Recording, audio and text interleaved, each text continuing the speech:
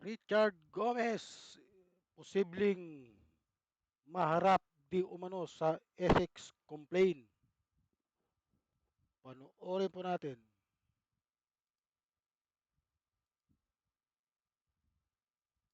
Posibleng maharap si Leyte 4th District Representative Richard Gomez sa ethics complaint matapos ilantad sa social media ang mga screenshots ng pribadong impormasyon ng mga media practitioners sa social media ayon sa ilang House leader. Nagpapatrol, Vivienne Gulia.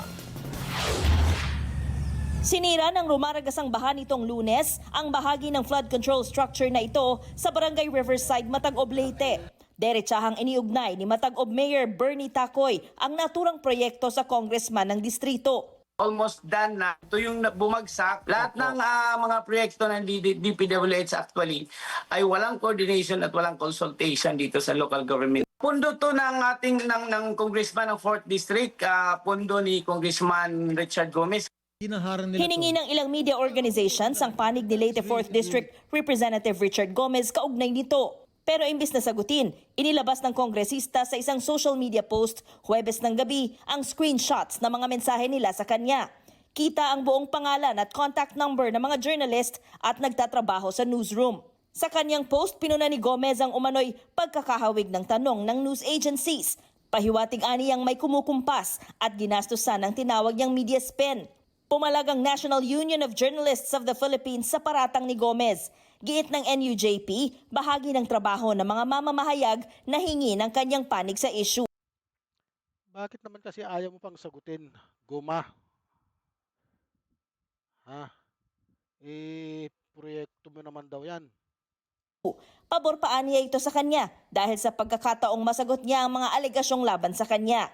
Ayon pa sa NUJP, kung mas gusto ni Gomez na huwag magsalita sa issue, pwede namang magsabi ng no comment o huwag tumugon sa mga mensahe na hindi nilalagyan ng mali siya ang tanong ng Oo nga naman, no comment ka na lang. journalists at inilalantad ang pribadong impormasyon nila.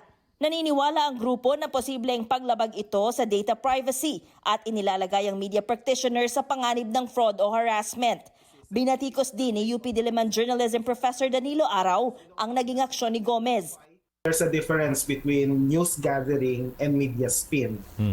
What was posted by Gomez, there are 7 or so screenshots. These are just simply requests for interviews. There's no media spin in a situation where journalists and media workers are just simply doing their jobs. Yeah. It reflects more on the lack of knowledge or no knowledge at all on the part of Gomez with regard to how journalism works. Dismayado ang ilang kongresista sa naging aksyon ni Gomez. Naniniwala sina House Deputy Speaker Ronaldo Puno at House Committee on Public Accounts Chairperson Terry Ridon na posibleng maharap si Gomez sa ethics complaint kaugnay nito. Hindi naman pwede mga ganun. No, I mean, you are asked to explain something. You're a legislator. You explain. Yung ganyan na personal na napakalinaw na kailangan may paliwanag, hindi niya gagawin.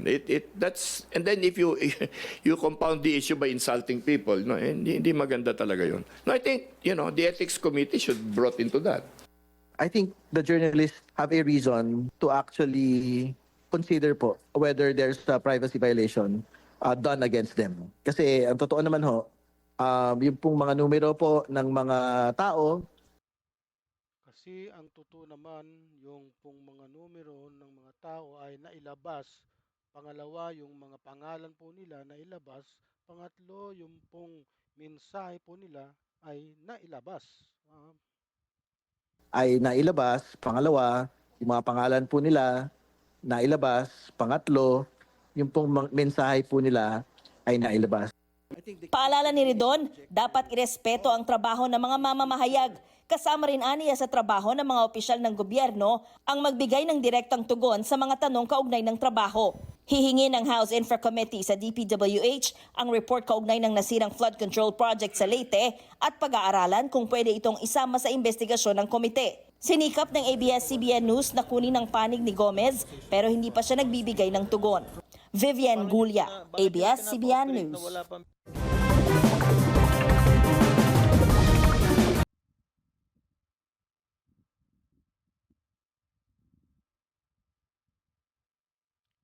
mahirap kasi dito kay Richard Gomez, imbis na sagutin yung mga akusasyon,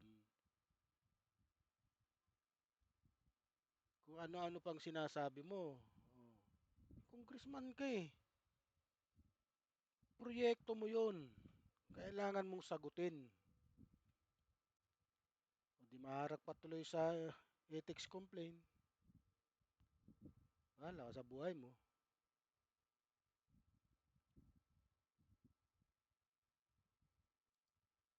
Kayo na po humusga kung ano ang dapat mangyari. Okay? Huwag pong kalimutan. Pa-subscribe po sa aking channel. Thank you.